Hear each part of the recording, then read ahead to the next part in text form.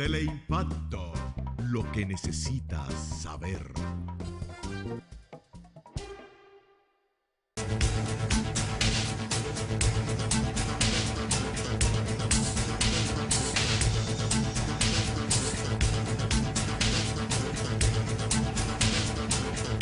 Bueno, señores, bienvenidos a otra entrega de Sondeo. Como siempre, es un programa de peso para un público que piensa.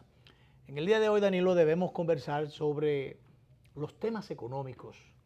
El economista Carlos Cuellos está convocado. Yo espero que venga, sí. porque aunque los temas básicamente son relacionados con la política, con los traslados, con Odebrecht, con las imputaciones, con las acusaciones en esa dirección. Pero lo último es lo del traslado. En estos momentos parece hace que un se ratito, está todavía están en el camino. Sí. Hace un ratito que comenzó el traslado de los que iban a ser llevados a Najayo, a la penitenciaría de Najayo. Allá una parte de ellos vimos que ya le va a esperar una manifestación de mujeres que decía antes en los cartelones que Temo no está solo. Exacto, mujeres que bueno, hay algunos hombres también que defienden la moralidad del ministro Temo Montá, que entienden que contra un hombre con una trayectoria entienden que hay una desproporción en las acusaciones o en las responsabilidades que se le está atribuyendo. Sí. Lo mismo ocurre con Andrés Bautista, que es el presidente del Partido Revolucionario Moderno. Hubo gente de distintos partidos pequeños, que bueno, que están coaligados en esta coyuntura, tienen una alianza estratégica de oposición o para iniciativas de oposición. Inclusive hubo figuras que fueron a verlos, el caso de Temo y de Andrés Bautista, específicamente Marino Zapete fue a verlos. Dijo que es amigo de los dos desde hace mucho tiempo, de Temo desde cuando tenía unos 17 años. Sí. Y entiende que no tiene las responsabilidades que se le atribuyen. Mucha otra gente entiende eso. Sí. Mucha gente entiende incluso que es inexplicable que Temo Montá esté yo desde el punto de vista ya no económico, sino desde el punto de vista político, yo personalmente, yo en lo personal y tú también, nos pareció sumamente extraño que se tomara esa decisión y de que no hubiera de alguna manera algún elemento de si se quiere, de resguardo, de protección. Conocida la trayectoria histórica de Temo en el partido, conocido el peso específico en la organización y en el gobierno, el peso específico de él, que sabemos que de unos inicios, pues estructuró ese trípode de él, Danilo y Leonel, para hacer posible que a través de un acuerdo político electoral que se salió de donde poca gente se podía imaginar, con el doctor Balaguer, el Partido Reformista y los sectores conservadores de aquel momento, llevaran a Leonel Fernández al poder. Temo era una de las figuras, se veía más que técnico, que una figura técnica más que político, pero sin embargo, se sabe que en las decisiones políticas de primer orden él estaba. Siempre estuvo. Entonces se pensó que eso era elemento suficiente, no para protegerle de vagabundería, sino para mantenerlo por encima de las posibilidades de que la cárcel le pudiera alcanzar. Porque allí hubo gente, inclusive algunos de los que estuvieron hablando muchísimas cosas y denunciando cosas por encima de su partido y echándole una cosa de olor nada agradable. De olor nada agradable a la organización, que han hecho muchísimas tropelías. Ahí hay otras figuras de los inicios del PLD que han hecho sus cosas, que han vendido sus cosas. Y gente que tuvo funciones que le competía un trato con Odebrecht que inexplicablemente no están ahí. Claro, entonces... Y temo que apenas vio pasar los papeles, está ahí. Por ejemplo, entre las cosas que se dice que fueron los elementos a tomar en cuenta para estas imputaciones que se le hizo a este grupo, está el que se dijo que Temístocles desde el Ministerio de Economía, Planificación y de Desarrollo pudo influir o pudo ser determinante para que se tomaran tales o cuales decisiones y que se cogieran tales o aceptaran tales o cuales sobornos. Yo te pregunto, tú conoces, y yo conozco, y mucha otra gente conoce, que siendo Temístocles Montaz ministro de Planificación y, por ejemplo, Vicente Bengoa, ministro de Hacienda, no es verdad que Temo le iba a dar órdenes a Vicente Bengoa. Ni a Vicente, ni a Danilo Medina. Ni a Daniel Toribio. Ni a Cosa, ni a Lizardo. Ni a Lizardo tampoco, Simón Lizardo. Pero en el caso específico de Vicente. De Bengoa, ni pensarlo. Se hablaba incluso de que habían determinadas confrontaciones o dificultades en el manejo de las relaciones institucionales. Entonces no es verdad que iba a ocurrir ese tipo de cosas. Entonces, no sé, pero hay cosas que todavía no están claras en esto. No. Se sabe que el poder político es complejo, o el poder como tal es complejo, que a veces es más amigo de las conveniencias y de las circunstancias que de las personas y que de los amigos. De eso, Luis, ¿oíste las declaraciones de Felucho? No, yo no he oído. Según dice Felucho, Danilo Medina, el actual presidente de la República, le autorizó para que dijera que él no está en reelección. Supuestamente... ¿Él le autorizó que...? Sí, supuestamente, según Felucho, lo oía de viva voz. Pero eso yo le hubiera dado más crédito y hubiera tenido más contundencia si lo dice José Ramón Peralta, por ejemplo, o si lo dice el ministro Gustavo Montalvo, que aunque no maneja tanto el ingrediente político formal en público, pero tiene un peso específico. Claro, supuestamente... Y tiene un elevado grado de credibilidad. Pero supuestamente estaban en una reunión y entonces un miembro del comité político, que es Felucho... ¿Y no sería un protagonismo de Felucho? Dice Felucho que este miembro del comité político le dijo, presidente, ¿cuándo es que vamos a montar ya la campaña? Porque tú hay que montar. Mira, déjenme esa cosa. Ustedes tienen que dejar eso. Yo no estoy en eso. Mira, Felucho. Bueno, pero él le echó un boche público una vez a mucha gente ahí en un acto. Y le dijo, Felucho, te autorizo a ti que a nombre mío diga que yo no estoy en esta cosa de reelección. Bueno. Esa es la versión de Felucho. Felucho es medio bultero, porque lo que dijo el otro día cuando el tema de la carretera, que el comité político en pleno sabía. No, espérese, el tema lo tocó en el comité político, pero fue de otra manera, desde otro punto de vista. Fue llevando la preocupación de que él era ministro de Turismo y que entendía que había que desarrollar tal o cual área, zona, y que entonces él entendía que debió pasar por tal sitio la carretera. Y entonces la dirección central, lo principal del partido, le dijo, pero en el seno de la reunión, le dijo, pero nosotros ninguno sabemos de eso, vamos a buscar a un par de especialistas que nos orienten y nos digan qué es lo que conviene hacer. Y entonces llamaron a Pedro Delgado Malagón y a otro ingeniero que el nombre se me ha escapado. Y el ingeniero Malagón le dijo, no, eso en términos de necesidad y de conveniencia y de estrategia y de proyecto, como se ha estructurado, es por ahí que tiene que ir. No por cerca de, por ejemplo, Pueblo Bávaro, que era un proyecto inmobiliario muy contradictorio, que entró en determinadas escarceos, inclusive hasta con demandas a nivel de Estados Unidos. Sí. ¿Y tú me entiendes? Y entonces se vio que por eso fue... ¿Quién fue que advirtió? ¿Fue Temo o fue Alejandrina? ¿Quién fue que dijo, eso no fue lo que se dijo allí? ¿Tú no te acuerdas? ¿Cuál de los funcionarios? ¿Quién? Miembro del comité político. Ahora no recuerdo si fue el vicepresidente Albuquerque, pero ¿quién fue que dijo Eso, Franklin Almeida, que enmendó la plana, y dije, eso no fue lo que se dijo allí. Allí lo que se dijo con relación a la carretera fue esto, lo que dijeron los ingenieros, pero ahí no se habló de sobrevaluación ni cosas por el estilo.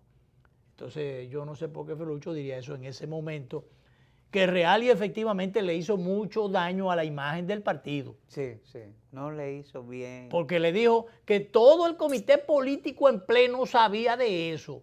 Y entonces lo que dio a entender es que el comité político en su totalidad incurrió en una irresponsabilidad. Y para dejarlo de ese tamaño, porque de ahí de las irresponsabilidades se derivan muchas cosas. Sí, sí. Entonces, realmente yo no sé por qué Felucho dijo eso, que realmente llamó la atención de varios miembros de ese órgano que le enmendaron la plana y le dijeron que eso no era así. Yeah. Pero bueno. Bien, finalmente la gente, para cerrar esta parte y dar la entrada formal a nuestro invitado, se llevaron al primer paquete o lote de los detenidos inculpados a Najayo. Parece que en un aparataje. Que Ángel Rondón lo van a dejar para último. Entonces lo dejaron para último porque hay una solicitud de los familiares en el sentido de que por razones de seguridad, de su integridad, no se lo manden a la Victoria, que lo manden a otro sitio. Entonces hubo alguien que filtró en un periódico, o en un medio, no sé si fue periódico, un medio filtró que había una especie de acuerdo entre la Fiscalía del Distrito y Ángel Rondón para llevarlo, y la Procuraduría emitió hoy una nota donde aclaró que no había tal acuerdo, y que estaba así analizando la solicitud que hiciera el viernes pasado los familiares de Rondón, que yo creo que incluso no se debió llegar a esos extremos, ni debió el Ministerio Público solicitar en su pedimento que se enviara a Ángel Rondón fuera del grupo, pero a la Victoria, porque lo manden para, no voy a decir dónde, para donde sea, pero la Victoria pero no a la Victoria. Yo digo el Ministerio Público, pero el juez después en su fría decisión, que le dio ganancia de causa al Ministerio Público pese a todos los motrencos que tienen mucho pese a su motrenco desempeño, le dio ganancia de causa ampliamente. Total. Y todo lo que pidió se lo concedió. Sí. Entonces, cosa extraña. Pero bien, el juez debió corregir ese detalle y advertir, porque quizás la idea era no mandarlos todos juntos, para que no estén juntos, o por lo menos uno al alcance del otro, sobre todo él, que parece que tiene mucha capacidad de convicción, de no mandarlos juntos. Un hombre muy persuasivo. Exacto, mucha capacidad de convencimiento, entonces, o de persuasión. Ponerlos separados por razones estratégicas. Eso es correcto, pero lo que no es correcto es mandar a esta persona a la Boca del Lobo, a los Tiburones, para la Victoria, por una razón de seguridad. El Estado, ya no voy a hablar del gobierno, el Estado tiene una responsabilidad, y el Ministerio Público, que es el que lleva la acusación, es representante de la sociedad. Entonces, si el Ministerio Público no lo hizo, debió haberlo hecho el juez. Debió mandarlo a un sitio de mayor seguridad y no mandarlo a exponer su integridad a un sitio como este. Repito lo que dije el viernes, que había dicho Roberto Santana, que es un conocedor de ese mundo tan complejo, mundo carcelario, muchas veces inmundo, de la cárcel. Decía Roberto Santana, yo no sé por qué se cometió ese error y qué es lo que se busca, porque sabemos que hay mucha gente que quisiera que Rondón hablara hasta por los codos. ¿Tú sabes que Perdóname, pero habrían otros que quisieran que no dijera nada. Que nada, sí. Y entonces, que guardara silencio. Y cuidado ese silencio para siempre. Exacto. Entonces, con boca callada no entra mosca. Quizás, y sin el quizás, algunos sectores quisieran que él no abriera la boca. Y entonces, eso es peligroso. Entonces, ahí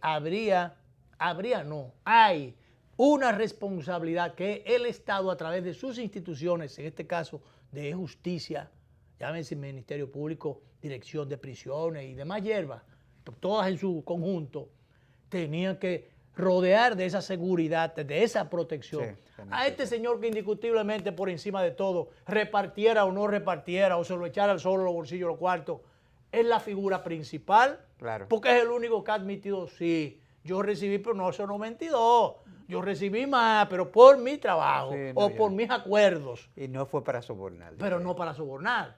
Entonces, o sea, él se echó esa cosa grandota encima, él solo. Así es. Entonces, es la figura que tiene más peso allí. Porque en lo que le demuestran a él que él no sobornó a nadie, que él fue el que recibió todo ese dinero por su trabajo, porque el representante de la Odebrecht era él, no los otros. Mientras tanto, esa es la figura principal de ese eslabón. Porque los otros, muchos de los cuales yo creo que cuando van a estar, están y van a estar probablemente un tiempecito más presos, pero esa gente, yo dudo de que a mucha de esa gente, con o sin razón, pero yo creo que a mucha de esa gente no le van a poder probar, lo que están diciendo o lo que le está atribuyendo el Ministerio Público ahí. Ya lo dijo con su sapiencia o con su experiencia, yo no sé si él sabe mucho, pero tiene mucha experiencia. Son cosas diferentes. Sí, el saber y tener la experiencia son diferentes. Subero Isa de mi Ah, pueblo, sí. Ocoa, que dijo, si es con las, ¿cómo se llama esto? Testimonios. Los testimonios de gente de allá, de aquel lado de Brasil, que van a acusar a toda esa gente. Dice, el testimonio puede ser el peor de las pruebas. Sí. Y él sabrá por qué lo dice. Cualquiera dice cualquier cosa. Claro que sí. No es lo mismo cuando tú dices eso es azul y tú ves que es azul. A tú decir, bueno, me dijeron que fulano, que esto era azul. No. Entonces yo no sé, pero Subero dijo eso. Sí. Que si es así, todo el mundo era para afuera que iba. Sí. Mira, vamos a hablar con vos que quise. Yo hablé con Ismael Paniagua, que es el encargado de... Si nos encontramos, nos saludamos, somos viejos amigos de la universidad, como Carlos. Y como él es el encargado de todas esas cosas, lo invité al programa. ¿Cuándo viene? No, vamos a llamarlo porque... Pero ponle el día clima, pero tú eres el único que te cree que tú no eres una autoridad en el programa, yo no entiendo. Fíjate, te pregunté, ¿cuál es el día? ¿Cuándo viene? Vamos a hacer una pausa. Nuestro invitado, el economista Carlos Cuellos, está con nosotros. Dentro de todas estas cosas de justicia y de acusaciones y de imputaciones y demás, vamos a hablar de economía. Sí. ¿Verdad? Vamos a la pausa y volvemos.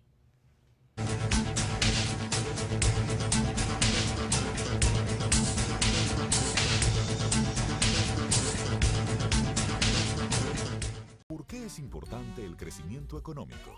Imagina que la economía no está creciendo y no se están generando suficientes empleos. A tu hija, que se acaba de graduar de la universidad después de tanto esfuerzo, se le dificulta encontrar un buen empleo y tú estás en riesgo de perder el tuyo. Ante la falta de crecimiento económico, las empresas están cerrando y nadie está dispuesto a invertir. Como consecuencia, tu familia no podrá aspirar al nivel de vida que soñaste para ellos. Por esto, el Banco Central contribuye a un crecimiento sostenido de la economía a través de la implementación de una política monetaria orientada a mantener la estabilidad de precios, mientras procura la regulación eficiente del sistema financiero y el adecuado funcionamiento de los sistemas de pagos. Un crecimiento económico estable crea un clima adecuado para el aumento de la inversión, promueve la creación de empleos y el aumento del ingreso, lo cual, unido a la ejecución de políticas públicas, contribuye a reducir la pobreza, es decir, el crecimiento económico sostenible. Sienta las bases necesarias para alcanzar el desarrollo y mejorar las condiciones de vida de tu familia, permitiéndole un mayor acceso a bienes como electrodomésticos, muebles, computadoras, transporte, porque cuando una economía crece de forma estable y sostenible en el tiempo, tus sueños de hoy serán tus logros del mañana.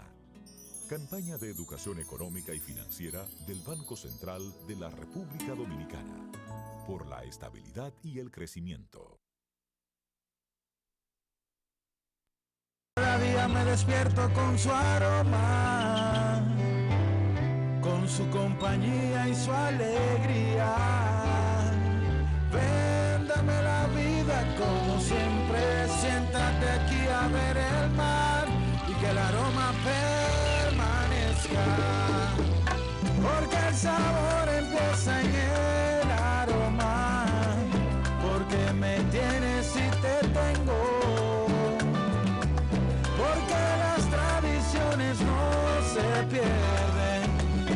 fiesta es orgullo de todos. Ven con tu café de siempre, con esa aroma que enamora, con esencia de familia, con tu café Santo Domingo. Café Santo Domingo, sabor que empieza en el aroma. Tu café de siempre.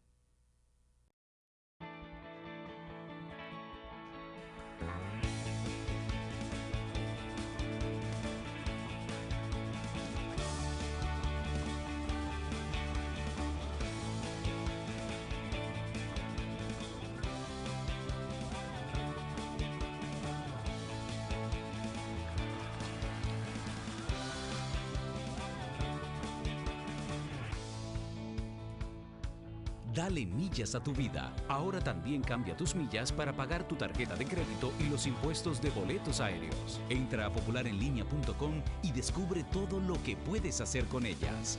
Popular, a tu lado siempre.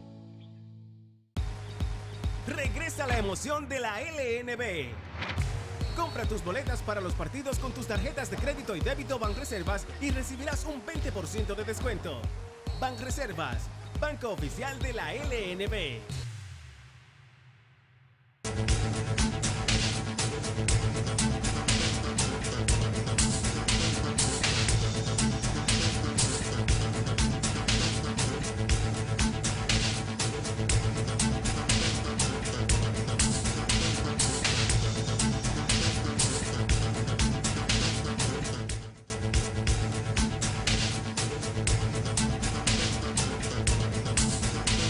Bueno, ya tenemos a Carlos Cuellos aquí sentado y vamos a hablar de economía, vamos a dar la bienvenida formal y preguntarle cuáles son, si se quiere, cómo pinta el panorama en términos económicos.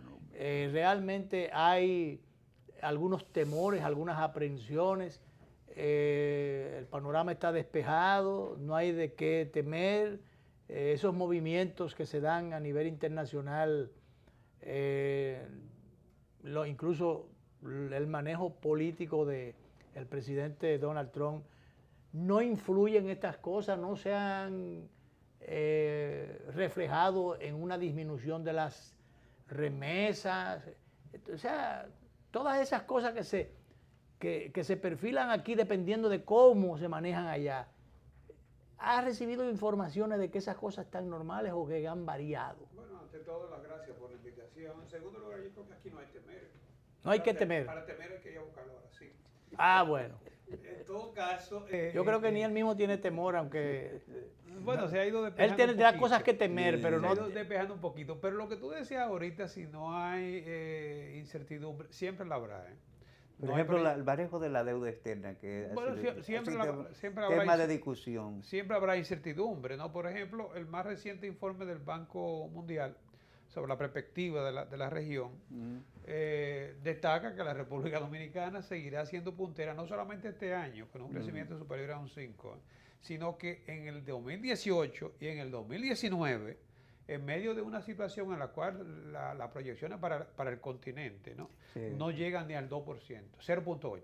Y en algunos países del cono sur, negativo, como es el caso de Venezuela, por ejemplo. No, de Venezuela. Y el mismo caso de Brasil, que está en un proceso No, la misma Argentina se está recomponiendo, pero no como se esperaba. Todavía. Y México también ha estado con un crecimiento muy lento como consecuencia de la política de su vecino, ¿no? Y la incertidumbre que eso crea. Entonces, es en ese contexto que la economía dominicana se presenta como la economía puntera, proyecciones del Banco Mundial. No van a decir que fueron influenciadas o manipuladas, ¿no? Sobre la base, obviamente... Sí, porque aquí se acostumbra a poner en entredicho las no cifras quiero decir que oficiales. sean perfectas, pero obviamente que tienen metodología que la ponen en práctica para todos los países miembros. Son los referentes que hay que tomar en cuenta. Exacto. Entonces, claro, hay puntos vulnerables. Puntos favorables, por ejemplo, el acceso al mercado de capital. O sea, nosotros hemos disfrutado del mercado de capitales abierto, ¿no? Incluso este año, hoy salen los periódicos, la noticia de que el gobierno se ha manejado con gastos ligeramente por encima de los ingresos, pero no ha tenido problemas de presupuesto de caja, porque lo que se proyectó para el año en materia de financiamiento financiamiento requerido, ya se ingresó. Recordemos que se aprobó en el Congreso una emisión de bonos y se colocó sin mayores problemas. Y además el gobierno ha utilizado ventajosamente lo que es el mercado local, el mercado de valores local, ¿no? Para hacer emisiones, que también tiene muy buena demanda. Entonces eso ha permitido que... ¿Qué tan dinámico ha sido el mercado local en ese sentido? Es que el gobierno es el principal emisor en el mercado de valores de República Dominicana. Tú coges entre el Banco Central y Hacienda, y tú tienes ahí más del 70% de lo que es el mercado de valores de República Dominicana, con un cumplimiento hasta ahora, porque si incumpliera, nadie comprara esos títulos. Pero esos títulos tienen muy buena aceptación porque se ha ahorrado el pago, que es lo que exige cualquier inversionista, ¿no? Entonces, pero había que estado diciendo, hay economistas que están diciendo que nosotros pasamos el punto de lo tolerable, otro que no. Por ejemplo, Iván Rodríguez, que es un amigo y al viceministro de Economía, explicó que no solamente no estamos en ese punto, sino que se está manejando muy bien todo. Sí, mira, yo vi la posición de Iván, él destaca que la deuda es manejable. Sí. El ministro de Hacienda hace énfasis más en el perfil de la deuda. Eso no quiere decir que no nos preocupe, porque el hecho mismo de que tengamos que endeudarnos año tras año, como lo hemos dicho en el programa en varias ocasiones, para poder costear un presupuesto que debería tener su propia fuente y que en gran medida obedece a que, y en eso coinciden ambos ministros, en que lo que nosotros llamamos la presión tributaria, o sea, el porcentaje de ingresos que recibe el gobierno como con relación al producto. Si tú coges ese porcentaje en los países desarrollados es por encima de un 30, en algunos casos hasta un 50, ¿no? República Dominicana, otro estudio que salió la semana pasada justamente de la CEPAL, tiene el porcentaje más bajo de recaudación con respecto al Producto Interno Bruto. No necesariamente un alto porcentaje de recaudación o una alta presión tributaria te indica que la economía va a estar mejor, porque si la presión tributaria es alta y hay altos niveles de corrupción, entonces simplemente lo que se va a hacer es una distribución inequitativa, ¿no? Carlos, pero de todas maneras hay... no sé si hay alguna nota que no está del todo afinado en términos del manejo oficial de la economía, porque, y esto es parafraseando a la expresión aquella del presidente, que cuando su equipo hubiese un músico que no tuviera la partitura adecuada, pues lo sacarían de la banda. Entonces, yo advierto que hay una afinidad o igualdad de discurso entre, por ejemplo, el gobernador del Banco Central y el ministro de Hacienda. Pero vi unas declaraciones del ministro de Planificación, Economía y Desarrollo, que recordemos que no es del partido, que viene del sector de los grupos de participación ciudadana, de sociedad civil, y proviene de ahí, que dio unas declaraciones que inclusive en el camino después tuvo que enmendarlas, y que creo que tienen que ver con el manejo de la deuda externa, que él expresaba algunas preocupaciones que no son necesariamente del nivel, del grado, del alcance de las que tienen el gobernador del Banco Central y otras autoridades del área económica. Pero fíjate, el propio Fondo Monetario Internacional en su último informe de la revisión que hace a los países miembros, que es el artículo 4 del convenio constitutivo, de los puntos vulnerables que el fondo planteaba, decía que el ritmo que llevaba el nivel de endeudamiento, que se acostumbra a medir como un coeficiente relación deuda-Producto Interno Bruto. Y ahora mismo la deuda del sector público no financiero anda por el 37% del Producto Interno Bruto. Si tú la comparas con lo que es ese coeficiente para la región latinoamericana, está entre los más bajos. Ahora, si tú le agregas la deuda del Banco Central, que es la deuda del sector público ya consolidado, entonces ese coeficiente ya bordea por el 50%. Y el fondo ha advertido que aun cuando la deuda es manejable, no hay lugar a duda, y prueba de ello es que está al día, con compromiso. Y el gobierno tiene mercado de valores. ¿Están al día en el pago de la deuda? Está al día. El perfil es favorable y el gobierno ha podido colocar instrumentos en el mercado de valores y tiene calificación muy buena por la calificadora. Eso te indica que la deuda no solamente es manejable, sino que está bien manejada. Ahora bien, ¿Cuál es el problema? El problema es que cada día se compromete una proporción más elevada de lo que son los ingresos para hacerle frente al compromiso de deuda. Y por tanto, el margen es más estrecho, claro, que queda para las necesidades, las responsabilidades internas. El apalancamiento sube y entonces tú tienes menos margen para poder asignar a discreción lo que son recursos para otras actividades. Ahora mismo el porcentaje de requerimiento de los ingresos solamente para pagar los intereses de la deuda supera el 20% del presupuesto, o sea, una quinta parte. Entonces ahí yo creo que debemos comenzar a tomar medidas para evitar que esto siga incrementándose, sobre todo porque que año tras año estamos aprobando presupuestos con déficit. Sí, sí. Y un presupuesto con déficit va a implicar necesidad de financiamiento. Sí, ahora bien. Pero ¿hasta dónde entonces pudiera irse manejando eso o seguirse manejando eso? Un presupuesto deficitario, entonces que para completarlo hay que recurrir a endeudamiento.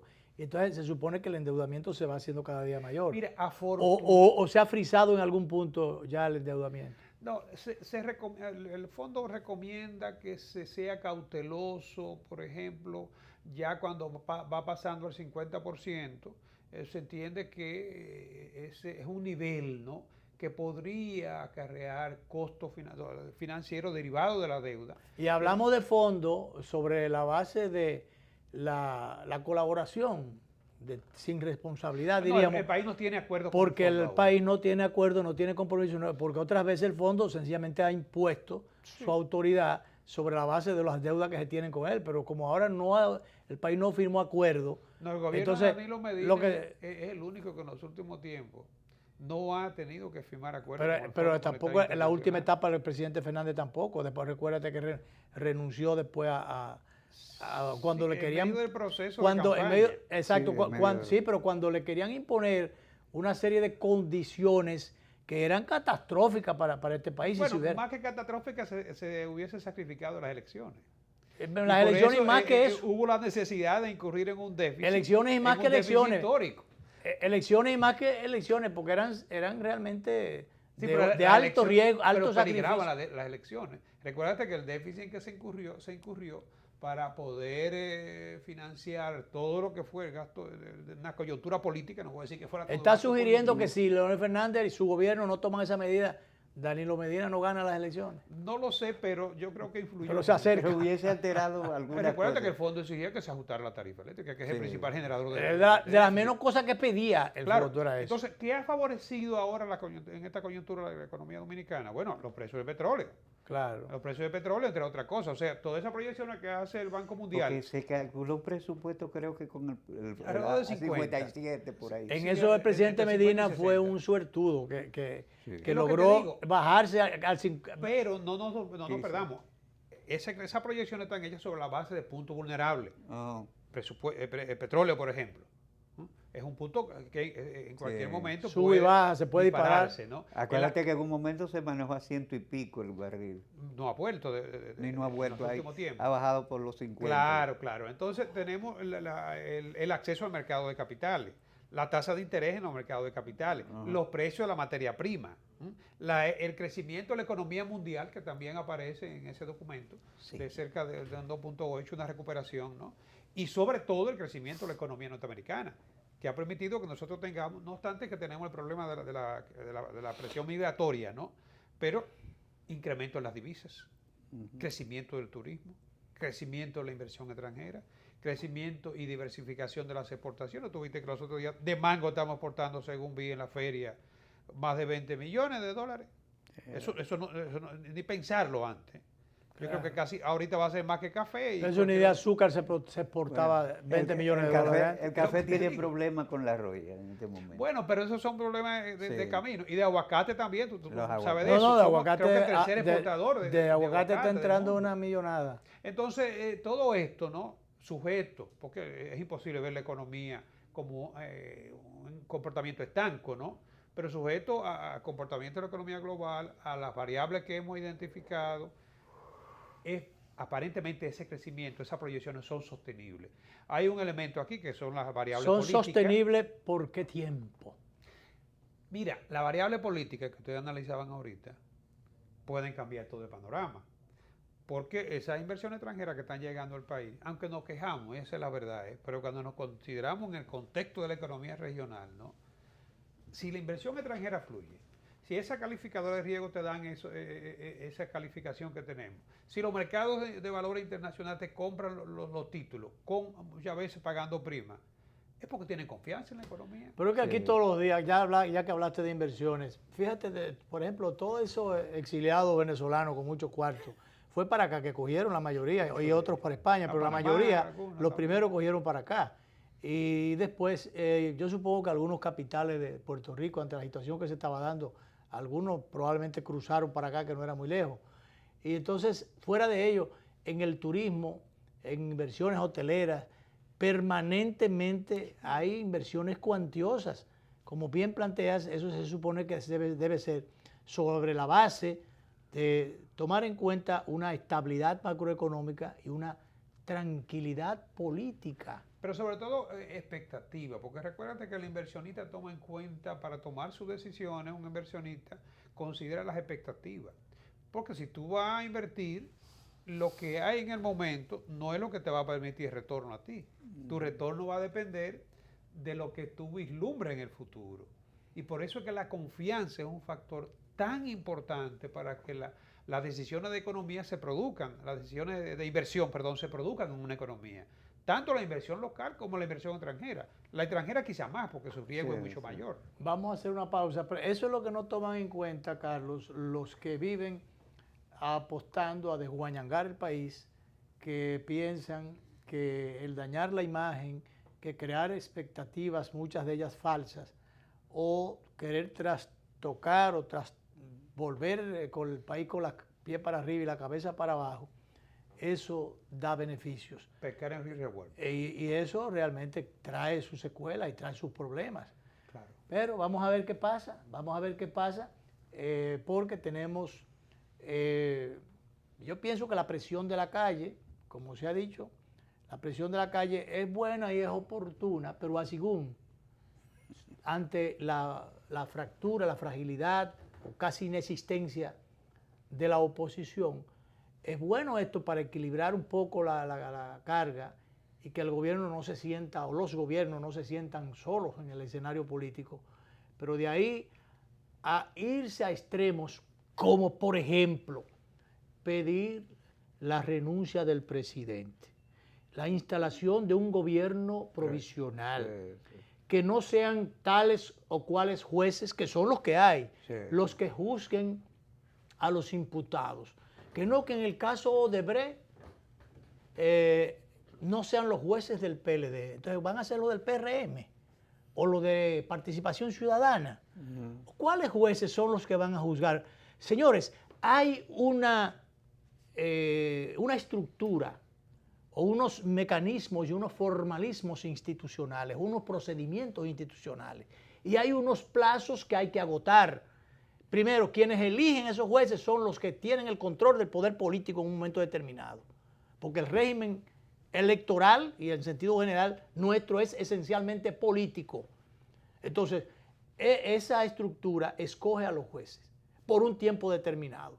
Entonces usted tiene que ir a través de un proceso electoral, sacar una mayoría, y esa mayoría maneja entonces la distribución de ese poder. Entonces, a un año, todavía en agosto que se cumple el primer año de este gobierno. Eso es apostar al caos. Eso es apostar al caos. Y al vacío no van a salir institucional. beneficiados. Y no van a salir beneficiados. No se sabe Nadie quién va a salir beneficiado. Pero los más perjudicados van a ser los que están apostando. Porque Claro que sí. yo insisto en eso. Si no son los jueces, los tres jueces, se ha señalado en un manifiesto de la Marcha Verde ahora, el último, que no sean los tres jueces del PLD los que juzguen pero entonces no los pueden quitar porque su plazo no ha terminado. Y además los mecanismos institucionales que tienen que escogerlo están definidos. Mientras no haya un cambio electoral y un cambio de todo a través de las urnas, usted no puede cambiar eso. Usted tiene que tener un chin de paciencia. Como le decía Percio Maldonado esta mañana, aquí los que quieren el poder, sencillamente quieren el poder, pero no han estructurado la vía de cómo lo van a conseguir. Entonces hay una dispersión y no hay una agenda realmente de país, hay una un sueño. Pero mientras tanto, en lo que despiertan, le hacen un daño al país. Claro. Vámonos a la pausa y volvemos. Carlos Cuello tiene que seguir hablando de economía, en lo que yo lo dejo tranquilo. Vamos a la pausa.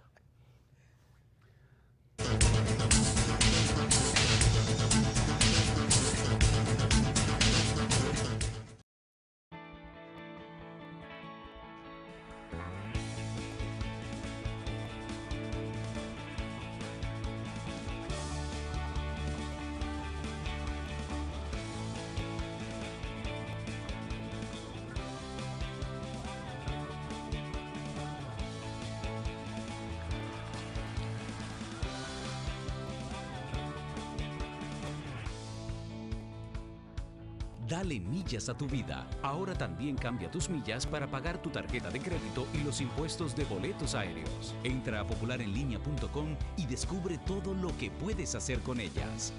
Popular, a tu lado siempre. ¿Cuál es tu historia? Yo soy hijo de la agricultura y siento amor por sembrar una mata. Han pasado la vida sembrando habichuelas. Y para sembrar habichuelas hay que pelar las lomas. Todas esas montañas, toda esa loma por ahí, la gente la chapeaba. Pero ahora están motivados a que si se le apoya, en vez de sembrar habichuelas, van a sembrar aguacate y van a sembrar café. Se ha comenzado con un plan piloto, un proyecto de reforestación que llegue a todos. Va a ser el cambio, va a ser la transformación, va a ser la esperanza y la vida de nosotros. En Elías Piña, San Juan y Asua ya están en marcha los proyectos de reforestación del gobierno. En esas provincias se destinarán cerca de 2.500 millones de pesos para recuperar más de 200.000 tareas con árboles frutales y café. Juntos hacemos historia. Gobierno de la República Dominicana, con la gente y para la gente. Regresa la emoción de la LNB. Compra tus boletas para los partidos con tus tarjetas de crédito y débito Banreservas y recibirás un 20% de descuento. Banreservas, banco oficial de la LNB.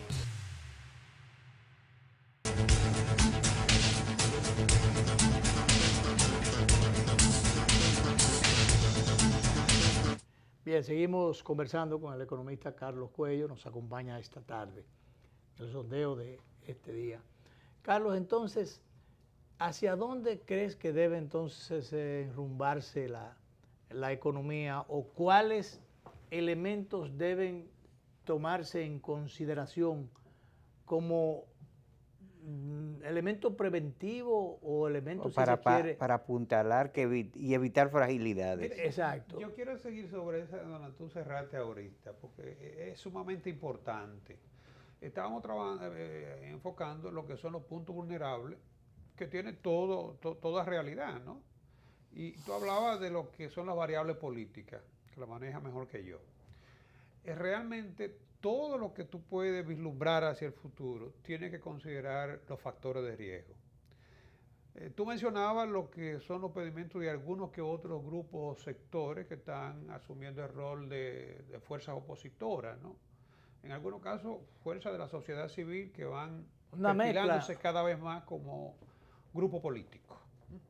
Y tú decías, bueno, están planteando salidas que podrían tener consecuencias no deseadas para la economía. Salidas extremas o medidas, solicitudes extremas. Bueno, y ahí está el espejo de Brasil. Una economía en crecimiento hoy está lastrada. Sí, y una economía con mucho más estabilidad que nosotros, porque tú tienes ya un potencialidades inmensas. Tú tienes ya otro tipo de organización del Estado, ¿no?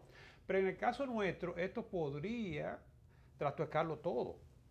O sea, lo que están apostando al caos, yo creo que deberían reflexionar un poco. ¿Qué ganamos nosotros en caso de que se produzca una situación de caos? Primero, la economía se iría por la borda. Todo se iría por la borda, porque el tema está, Carlos, yo no te interrumpo, es apuntalando, reforzando. Si queremos cambio político, cambios estructurales, cambios de todo, usted tiene que establecer una agenda nacional, un plan de nación, y entonces establecer la vía a través de la cual usted va a canalizar eso. ¿Con cuáles gente usted va a hacer de eso un proyecto? Lo que pasa Pero perdóname, pero entonces usted conquista el poder. Y conquistado ese poder, entonces usted hace las transformaciones. Pero usted desde la oposición, usted no puede transformar nada. Sí, pero lo que pasa también rompiendo es que, las estructuras. Lo que pasa es que se vende un discurso.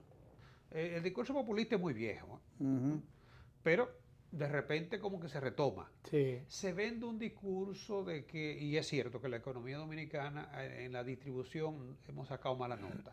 Porque mientras ha habido crecimiento en los últimos años, incluso crecimiento sostenido, hemos sido muy lentos en lo que son los niveles de reducción de pobreza, en lo que es el gasto social, mejorar la redistribución de la economía. Ahora, ¿cómo tú vas? Porque, y tú lo sabes más que yo, los sectores que se han desarrollado como telecomunicaciones y otros renglones que realmente no... El valor agregado, exacto. No tienen, no producen empleo en gran medida o no derraman. O son muy calificados. Exacto. Entonces, eso es cierto, hay ese desfase, digamos, ¿no? O sea, pagan un impuesto, pero no necesariamente reinvierten y ponen a producir, a motorizar ese dinero para que hayan otros beneficios. Sí, pero el hecho de que tengamos esa realidad, que se puede hacer mucho para ir superándola, ¿no? No quiere decir que vamos a destruir lo que son los mecanismos de creación de riqueza. Mire, ninguna economía puede crecer y mucho menos desarrollarse si no se crea riqueza. Claro. Entonces es muy fácil que yo en un discurso te ofrezca a ti que vamos a repartir, que vamos a quitar, que vamos a despojar, ¿no? Porque si tú destruyes las riquezas que se han creado y no eres capaz de crear nuevas riquezas, o mejor dicho, tú destruyes lo que se ha creado y le quitas los incentivos a los que la han creado, ¿con qué tú vas a mejorar el futuro de la gente? Entonces, es muy complejo. El problema del desarrollo económico es complejo porque tú necesitas crear riqueza. Se parece un poquito si a lo que tú estás riqueza, tú no puedes eliminar pobreza. Vamos a estar claros. O si tú destruyes riqueza, se parece un poquito el caso de Venezuela, lo que tú estás planteando. El mejor ejemplo porque tú repartes lo que tienes. Y mientras tú estás repartiéndolo, ¿no? Hay gente que va a recibir mejorías relativas, ¿no? Pero cuando tú destruyes la riqueza, lo que cuesta crear riqueza, porque tú en tu pequeño proyecto, tú sabes lo que te cuesta a ti generar riqueza, hacer inversiones, mejorar la infraestructura, eso cuesta mucho tiempo y sacrificio. Porque a veces alguna gente cree pero destruirla no. No poner a todo el mundo a comer mal es un progreso. Claro, eso es exacto. El caso de Venezuela es mejor, ¿eh? Sí. Venezuela comenzó a repartir, se olvidó de invertir. Hoy en día la infraestructura petrolera está por debajo de lo que encontró en el 99. Y en términos de pobreza, es uno de los países que tiene nivel de pobreza más alto. Que dicho sea de paso, ellos colocaron unos bonos que la oposición está pidiendo explicaciones, pues los bonos fueron colocados con un 47% más bajo de lo que es el valor del mercado. Pero a nosotros nos beneficiamos porque la deuda de nosotros, Venezuela no la rebajó casi a la mitad, porque a ellos le era imposible conseguir colocación de bonos por debajo de lo que República Dominicana consiguió. Y República Dominicana hizo un tremendo negocio, o sea, redujo la deuda prácticamente a la mitad. No fue que nosotros le pagamos a Venezuela la totalidad. Venezuela aceptó que le pagáramos con 2.000 y pico, 4.000 y pico que le debían. Porque ellos no tienen ese acceso al mercado, han perdido la credibilidad. No, en este momento. Entonces, yo te insisto, en el caos ninguno vamos a salir beneficiados. Y probablemente los más perjudicados son los que están auspiciándolo. Y con discursos populistas de que vamos a mejorar, de que vamos a redistribuir, de que vamos a hacer. Si tú destruyes riqueza, tú no vas a reducir pobreza. Es cierto que debemos impulsar reformas para conseguir una mejor redistribución del ingreso. Pero ¿cómo tú el Estado... No, tú puedes hacer... yo lo que te iba a decir, ¿cómo tú puedes auspiciar reformas? Porque yo estoy de acuerdo, tú estás de acuerdo, la mayoría está de acuerdo en que tenemos que establecer cada vez mayores controles, controlar la corrupción, controlar y además sancionar la impunidad. Pero, ¿con quién tú lo vas a hacer? Con los instrumentos institucionales que tú tienes. Exacto. Tú no puedes romper las estructuras de la noche a la mañana y decir, yo quiero sanción a la corrupción, pero yo no creo en que con esos jueces vamos a sancionar la corrupción. Entonces, ¿con cuáles? ¿Quién los va a poner?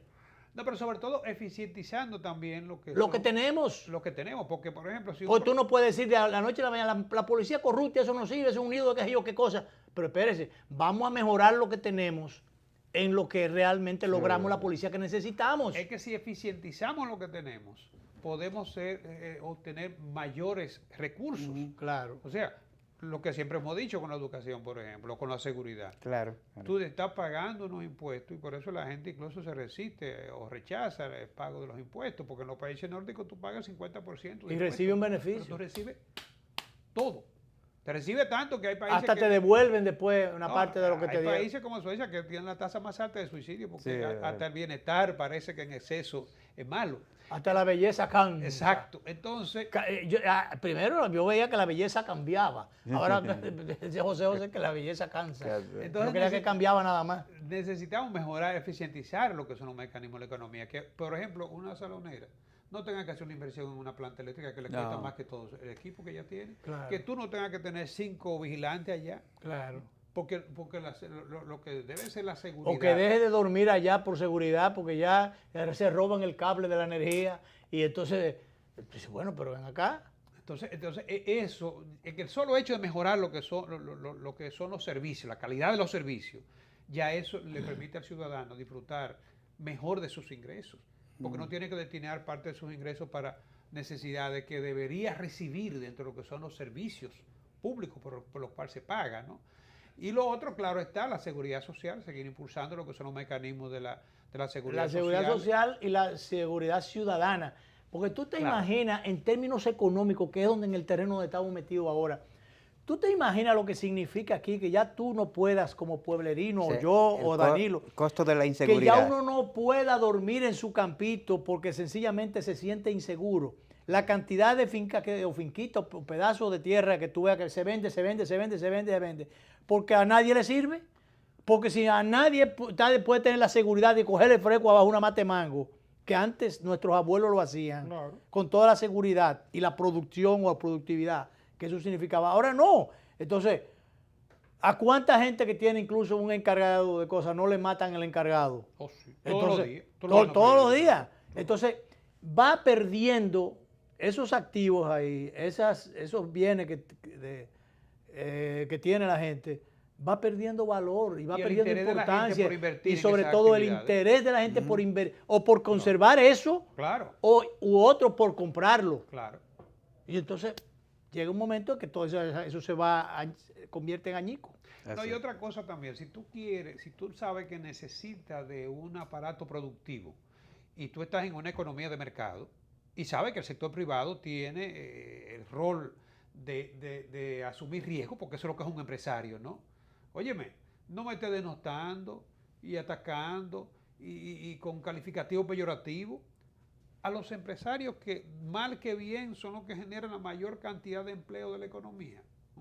No me le esté asusando.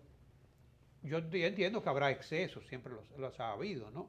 Pero no que tú, por querer producir, tú que eres hasta cierto punto un ente, un activo de la economía, lo que estás recibiendo todos los días es insultos y diatriba de quienes no son capaces de producir nada. Nada. Porque viven del cuento. Y del cuento y quieren vivir de la nómina también, de los impuestos que pagamos nosotros. Del cuento y de la nómina, porque muchos de los que están ahí andan. De los impuestos que pagamos nosotros. Hay mucha de la gente de vestido verde que andan y no pueden justificar su participación en la nómina. ¿Tú crees que los verdes terminarán maduros? Los verdes terminarán maduros. Ojalá maduren. Bueno, ellos podrán ponerse más duros. Más duros, pero terminarán más duros. Bien, vámonos entonces. ¿Ya nos vamos? Sí, gracias a Carlos Cuello por su brillante intervención. Hemos hablado de todo. Así es. La política vista, la economía vista desde la política. Así es. O a la inversa. Son gemelas. Nos vamos y nos vemos.